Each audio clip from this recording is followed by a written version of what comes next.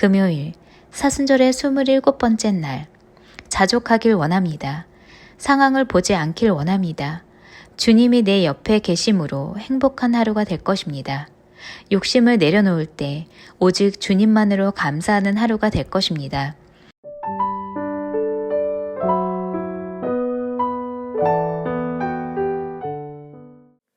오늘 하나님께서 우리 가운데 주시는 말씀은 빌립보서 4장 11절의 말씀입니다. 오늘 우리가 함께 이 말씀을 합독하도록 하겠습니다. 함께 했습니다. 내가 궁핍함으로 말하는 것이 아니니라. 어떠한 형편에든지 나는 자족하기를 배웠노니. 아멘. 자, 오늘 우리가 자족이라는 주제를 가지고 이제 40일의 하루를 보내게 될 텐데요. 여러분, 이 자족한다는 것이 무엇인가? 라는 질문 앞에 오늘 우리가 먼저 서게 됩니다. 자, 교회를 다니게 되면 이 자족이 무언가에 대한 질문을 할 때가 참 많이 있거든요. 종종 우리는 성경이 말하는 자족보다는 일단 축복을 받고 내가 뭔가가 되고 내가 먼저 명예를 얻고 이거에 주목하지만 성경은 자족하는 삶에 대해 말합니다. 근데 이 자족한다라는 것은 이게 가난과 부자의 개념이 아닌 겁니다. 이 자족한다는 것은 상황에 영향을 받지 않는 것을 말합니다. 우리 젊은 사람들이 부르는 찬양들이 있거든요. 주님 한 분만으로 나는 만족해 라는 찬양이에요. 제가 오늘 아침에 이것을 도전해 볼까 하다가 차마 도전하지 못했는데요. 또 우리 예전에 많이 불렀던 찬양이 있습니다. 무화과나무 잎이 마르고 포도 열매가 없으며 감람나무에 그치고 논밭에 식물이 없어도 난 여호와로 즐거워하리. 난 여호와로 즐거워하리. 자, 바로 이게 자족인 겁니다. 여러분, 오늘 내 삶이 잘 되기 때문에 하나님이 나와 함께 하신다가 아니라 비록 무화과 나무에 아무것도 없다 할지라도 여호와로 인하여 즐거워하는 것, 오늘 지금의 상황에 나의 시선을 주목하는 것이 아니라 하나님이 바꾸실 것에 주목하는 것, 그게 바로 자족이다라는 거죠. 그래서 이 자족을 잘 나타내고 있는 성경의 구절이 있습니다. 그게 바로 시편 23편 1절의 말씀이죠. 여호와는 나의 목자시니 내게 부족함이 없으리로다 라는 말씀입니다. 자, 오늘 이 시편 23편 1절 말씀은 우리 가운데 바로 이 자족이 어떤 건지를 조금 분명하게 말씀해주고 있지요. 자, 두 번째 질문입니다. 그럼 부자가 되는 것이 문제인가? 부에게 마음을 빼앗기는 것이 문제인가? 라는 겁니다. 종종 우리가 그런 질문을 할 때가 있거든요. 그럼 목사님, 부자가 되는 것은 좋은 게 아닙니까? 이런 질문을 받을 때가 있거든요. 아니요. 성경은 부자가 되는 것을 문제라고 말하지 않습니다. 여러분, 성경은 부자에게 마음을 빼앗기는 것, 여러분 부에게 마음을 빼앗겨서 하나님보다 더 사랑하는 것, 이것을 문제로 여기고 있다라는 겁니다. 자, 누가복음 7장에 보면 백부장의 이야기가 나옵니다. 자, 성경에는 여러 명의 백부장이 나오는데요. 먼저 이 7장에 나오는 이 백부장은 사랑하는 종이 병들어서 죽게 된 백부장입니다. 자, 그런데 이 백부장이 그 종이 죽게 되었거든요. 그 예수님 시대의 종은 그냥 가축 정도인 겁니다. 근데 이 사람이 얼마나 사랑이 많고 얼마나 하나님의 뜻대로 살아갔으면 이 종 때문에 이 백부장이 직접 온 거예요. 자, 그런데 누가복음 7장 4절에 보면 그 백부장을 보면서 이제 이렇게 말합니다.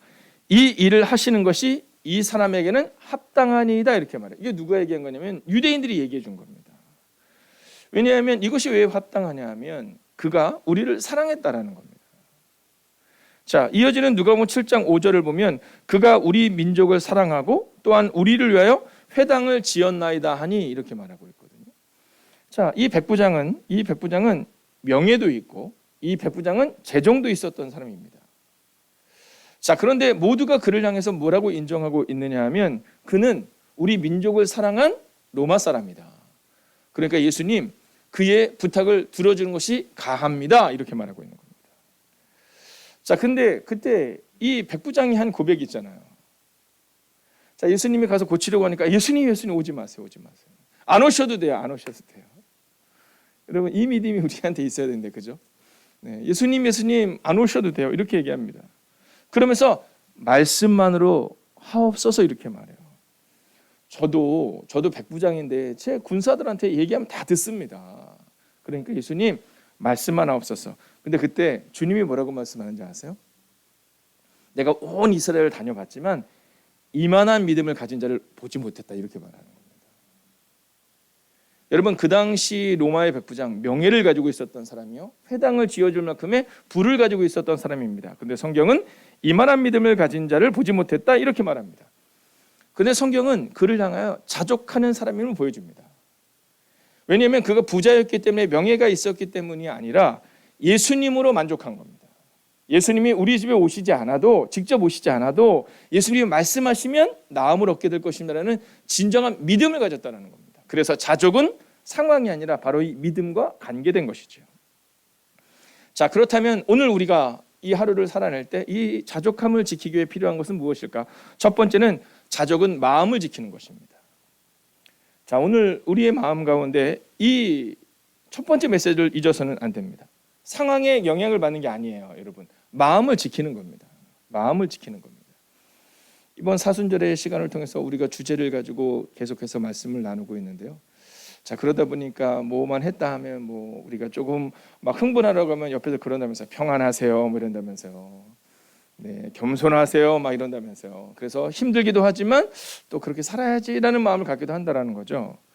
여러분 자족하세요라는 것은 뭐냐면 마음을 지키는 겁니다. 상황에 영향을 받는 게 아닙니다. 여러분 자꾸만 상황에 영향을 받으면 그럼 내 생활이 어려우니까 화가 나고 분노가 일어나고 다른 사람들과 비교해서 시기가 일어나는 것, 이것은 성경이 원하는 바가 아닙니다. 성경은 자족은 마음을 지키는 것이다. 시편 23편 1절에 기록하는 것처럼 여호와는 나의 목자시니 내게 부족함이 없다. 이렇게 고백하는 것, 이것이 바로 오늘 성경이 말하고 있는 자족이다라는 겁니다. 여러분 다윗은요 숱한 상황에서도 마음을 지켜요. 자, 어떻게 마음을 지켰는가? 여러분 상황에 마음을 빼앗기지 않았다라는 겁니다. 자, 오늘 하루 우리가 우리의 마음을 지키기 위해서 필요한 것은 뭐냐면 상황에 우리의 마음을 빼앗겨서는 안 됩니다. 여러분 이 다윗이 좋을 때만 있었습니까? 우리가 아는 것처럼 오랫동안 광야에서 쫓겨다니지 않았습니까?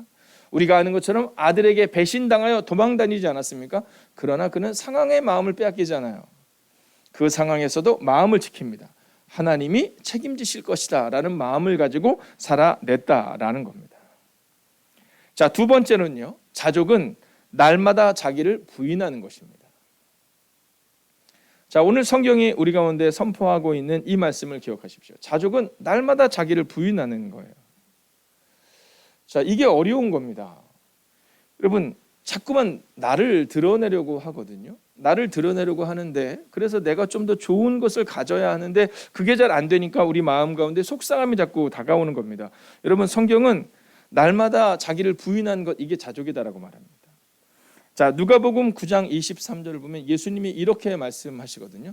날마다 자기를 부인하고 날마다 제 십자가를 지고 나를 따르라 이렇게 말해요. 자, 이건 예수님의 명령인 겁니다. 자, 너희가 만약 나를 따라오려거든 이렇게 살아야 한다. 그러니까 자족은 날마다 자기를 부인하는 것이다라는 거예요. 만약 우리가 자족하기를 원한다면 우리를 부인할 수 있어야 한다라는 겁니다. 여러분 이 사울과 다윗의 차이점을 보면 단순하고 명료합니다. 공통점은 두 사람 다 왕이 되었잖아요. 근데 사울은 왕이 되었죠. 근데 다윗은 왕이 된 게 아니에요. 그는 끝까지 종이 된 겁니다. 여러분 다윗이 계속해서 고백할 때 뭐라고 고백하냐면 주의 종, 하나님의 종 이런 표현을 씁니다. 나는 연약하고 어린 종 이런 표현을 계속해서 써요. 근데 사울은 처음에는 겸손함으로 시작하지만 나중에는 왕이 되기 위하여 그는 나아가고 노력합니다. 근데 다윗은요 날마다 자기를 부인해요. 나는 늘 왕이 아니다라는 거예요. 나는 늘 하나님의 종이라는 거예요. 사울을 죽일 수 있는 기회가 왔을 때도 이거 아니라는 거예요. 나는 하나님의 종인데 하나님이 내게 말씀하지 않았으니 나는 그렇게 행하지 않겠다라는 거예요. 여러분 다윗도 실수합니다. 그러나 그는 그 순간에도 다시 한번 고백해요. 하나님은 나의 하나님이고 나는 하나님의 종이다라는 거예요. 바로 이 자기를 부인하는 것이 있을 때 우리가 자족할 수 있다라는 겁니다. 여러분 나를 드러내려고 할 때 우리가 자족할 수 있는 것이 아니라 내가 다른 사람과 판단하고 비교할 때 자족하지 못하게 된다는 사실을 잊지 않으셔야 한다는 겁니다. 자, 그렇다면 이제 마지막 세 번째 자족에 대한 모습을 볼까요? 자족은 하나님의 섭리를 인정하는 것이다라는 겁니다. 자, 하나님의 섭리를 인정한다. 자, 이게 좀 어렵죠? 자, 우리가 하나님의 섭리를 인정하는 거, 이게 어렵습니다. 자, 일이 잘 될 때는요, 자족이 쉽습니다. 나 진짜 만족해, 쉽거든요. 근데 일이 어려울 때 자족이 어렵습니다. 하나님의 섭리를 인정하는 것이다. 여기서 조금 더 확장시켜 보면 정확히는 이런 겁니다. 자족은 모든 일과 모든 상황에서 하나님의 섭리를 인정하는 것임을 말하는 겁니다.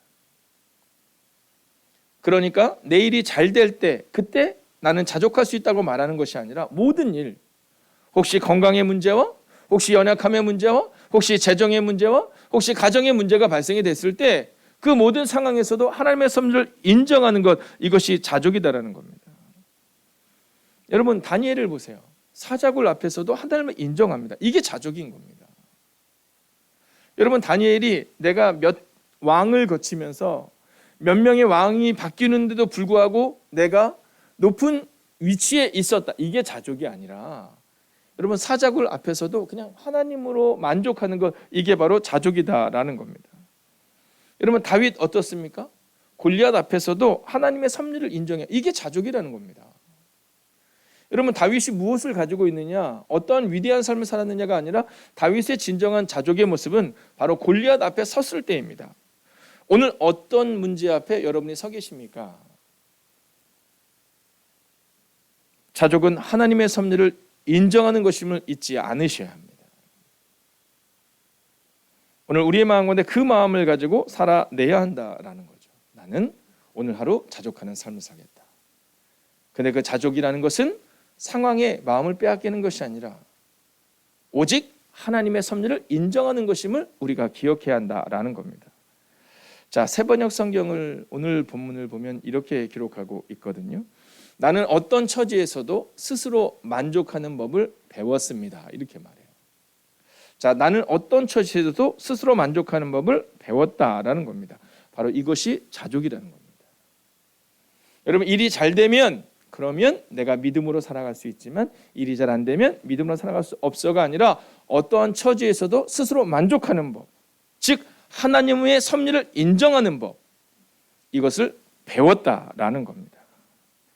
여러분, 여기에서 우리가 잊지 말아야 되는 것은 바로 배웠다라는 이 문장입니다. 여러분, 자족은 배우고 노력하는 것입니다. 우리의 감정을 다스리고 우리의 마음을 다스리는 것입니다. 우리의 믿음을 키워나가는 것입니다. 이게 바로 진정한 자족이다라는 거죠. 저는 오늘 여러분들이 자족을 배워나가는 하루를 살아가시기를 주의 이름으로 축원하겠습니다. 상황이 아니라 자족인 거죠. 자, 제가 믿음으로 선포하겠습니다. 여러분, 아멘으로 화답해 주십시오. 오늘도 하나님의 섭리를 인정하며 자족을 배우는 하루 되기를 원합니다. 여러분, 이게 바로 오늘 말씀이 주는 은혜입니다. 여호와는 나의 목자시니 내게 부족함이 없다. 여러분, 다윗의 위대한 고백은 여기 있는 겁니다. 내가 오늘 놀랍고 위대한 일을 이루어서 난 부족함이 없다가 아니라 그냥 여호와는 나의 목자시니 여호와만으로 만족하는 삶. 여러분, 사자굴 앞에서 다니엘의 자족은 다른 거 다 놓쳐도 괜찮다라는 겁니다. 혹시 내가 사자굴에서 사자의 밥이 돼도 괜찮다라는 겁니다. 왜냐하면 하나님이 내 편이시니까. 오늘 우리의 마음 가운데 그 마음을 가지고 오늘 하루를 살아내기를 원합니다. 여러분, 오늘도 하나님의 섭리를 인정하며 자족을 배우는 하루가 되기 위하여 오늘 우리의 마음을 확정하여 나아가기를 원합니다. 오늘 우리가 이 찬양으로 함께 선포합시다. 내 영혼이 확정되고 확정되어서 내 영혼이 확정되고 확정되어 싸우니 믿음에 눈들어 주를 바라봅니다.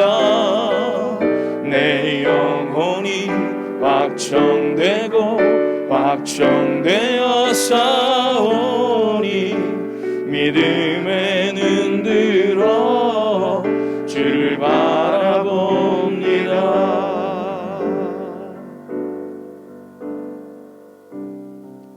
모든 상황 속에서 주를 찬양할지라 주를 찬양할지라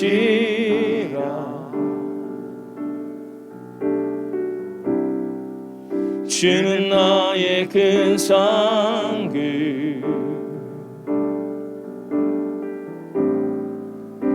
큰 도움이시라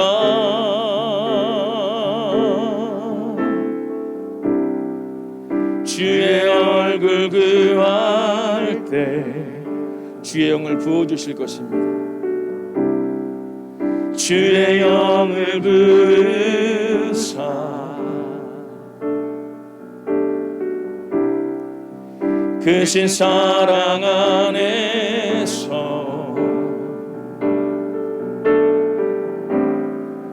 주를 보게 하소서.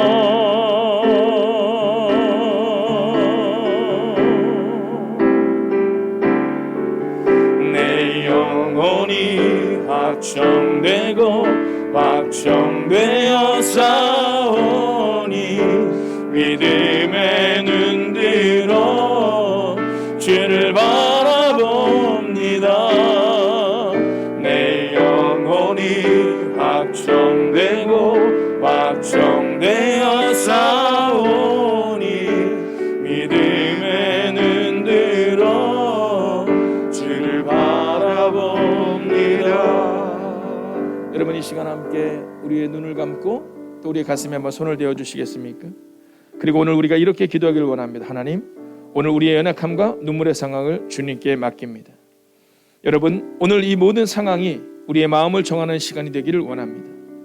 오늘 우리의 하루를 지키시고 인도하시며 주님을 바라봄으로 자족할 수 있도록 오늘 내 마음을 확정하고 확정하여 오늘을 걸어갈 수 있도록 오늘 여러분의 문제와 여러분의 상황 가운데 하나님이 개입하실 것을 믿음으로 오늘 백부장의 마음 가운데 주님이 들어오시지 않아도, 주님이 직접 오시지 않아도 주님이 하실 것이라는 믿음으로 나갔던 그 자족의 마음으로 오늘 우리의 마음을 걸어가기를 원합니다. 오 주님, 우리 안에 말씀하옵소서. 듣겠나이다. 오늘도 우리의 상황을 주님께 맡기며 자족의 하루를 살기를 소원하며 함께 나아갑시다. 오 주님,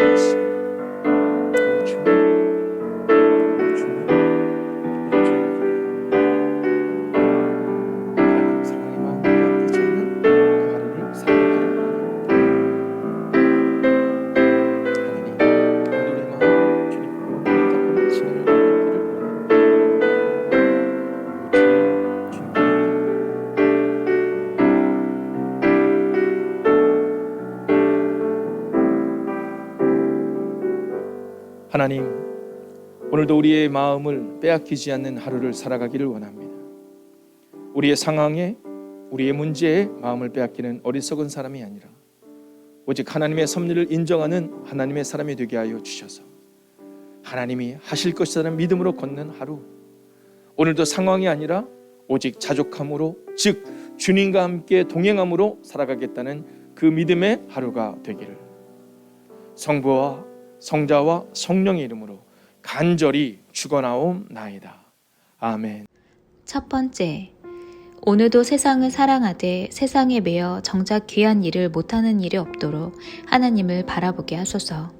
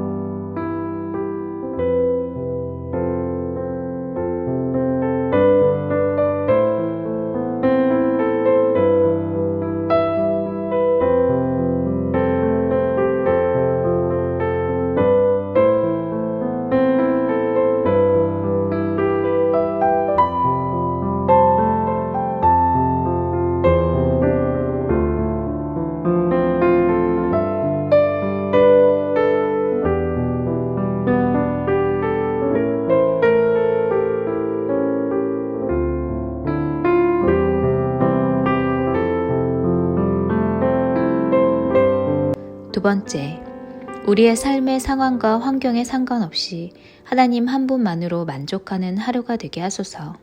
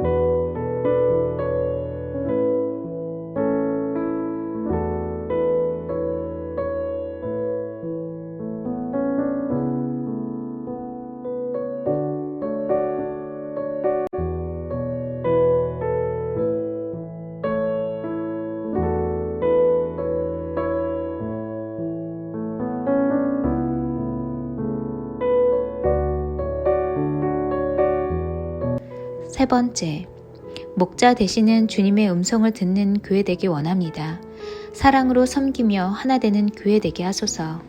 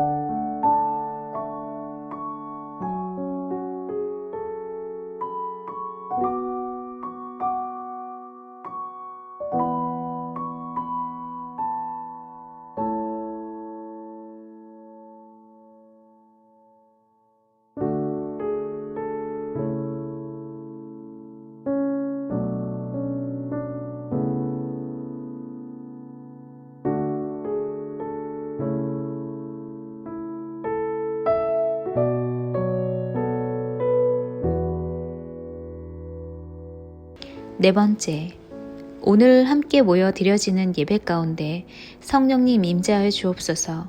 말씀으로 순종의 삶이 되게 하시고 치유의 역사와 회복의 은혜가 있는 예배 되게 하소서.